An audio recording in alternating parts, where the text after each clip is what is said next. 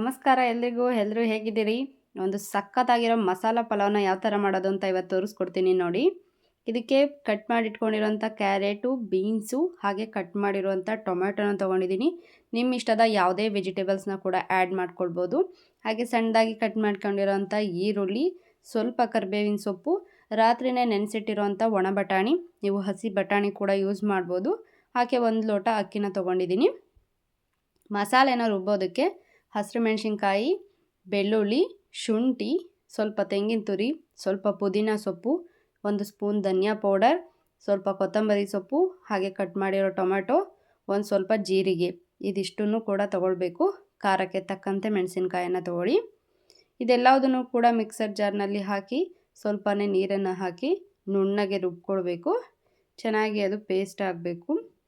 ಯಾವುದೇ ರೀತಿಯಾಗಿ ತರಿಯಾಗಿ ಮಾಡ್ಕೊಳ್ಳೋದಕ್ಕೆ ಹೋಗಬೇಡಿ. ಚೆನ್ನಾಗಿ ನುಣ್ಣಗೆ ಪೇಸ್ಟ್ ಆದರೆ ಇದು ತುಂಬ ಚೆನ್ನಾಗಿ ಟೇಸ್ಟ್ ಇರುತ್ತೆ. ಕುಕ್ಕರ್ನಲ್ಲಿ ಸ್ವಲ್ಪ ಎಣ್ಣೆ ಹಾಗೆ ತುಪ್ಪನ ಕೂಡ ಸೇರಿಸ್ಕೊಳ್ಳಿ. ತುಪ್ಪ ಹಾಕಿದಷ್ಟು ಫ್ಲೇವರ್ಫುಲ್ ಆಗಿರುತ್ತೆ ಪಲಾವು. ಇದಕ್ಕೆ ಈಗ ಸಾಸಿವೆ, ಜೀರಿಗೆ, ಕಡಲೆಬೇಳೆ ಹಾಗೆ ನಿಮ್ಮ ಇಷ್ಟದ ಎಲ್ಲ ಒಂದು ಸ್ಪೈಸಸ್ನ ಕೂಡ ಆ್ಯಡ್ ಮಾಡ್ಕೊಳ್ಬೋದು. ನಾರ್ಮಲಾಗಿ ಪಲಾವ್ ಮಾಡೋದಕ್ಕಿಂತ ಈ ರೀತಿಯಾಗಿ ಸ್ವಲ್ಪ ರುಬ್ಬೋದಕ್ಕೆ ಪುದೀನ ಸೊಪ್ಪನ್ನು ಎಲ್ಲ ಆ್ಯಡ್ ಮಾಡಿಕೊಂಡ್ರೆ ಇದರ ಟೇಸ್ಟು ತುಂಬಾ ಚೆನ್ನಾಗಿರುತ್ತೆ.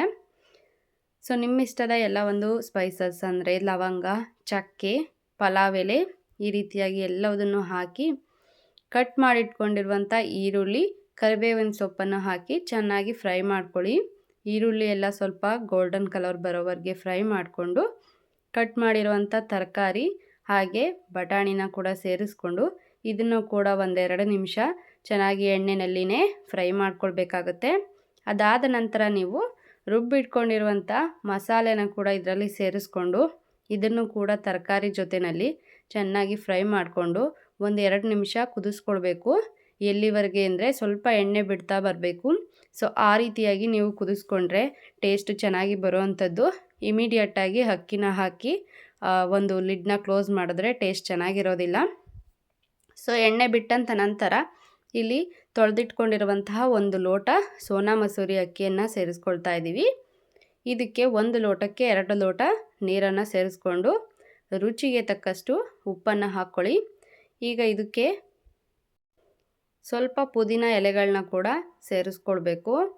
ಇದರಿಂದ ಟೇಸ್ಟು ತುಂಬಾ ಚೆನ್ನಾಗಿ ಆಗುತ್ತೆ.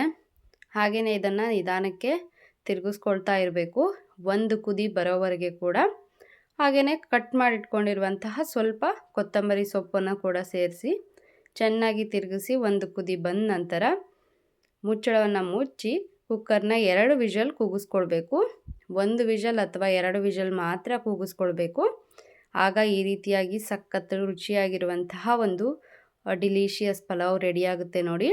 ಎಷ್ಟು ಕರೆಕ್ಟಾಗಿ ಪರ್ಫೆಕ್ಟ್ ಹದವಾಗಿ ಆಗಿದೆ ಅಂತ ಹೇಳಿ. ನೀವು ಕೂಡ ಒಂದು ಸಲ ಈ ಒಂದು ಪಲಾವನ್ನು ಟ್ರೈ ಮಾಡಿ. ರೈತ ಜೊತೆ ತುಂಬಾ ಚೆನ್ನಾಗಿರುತ್ತೆ.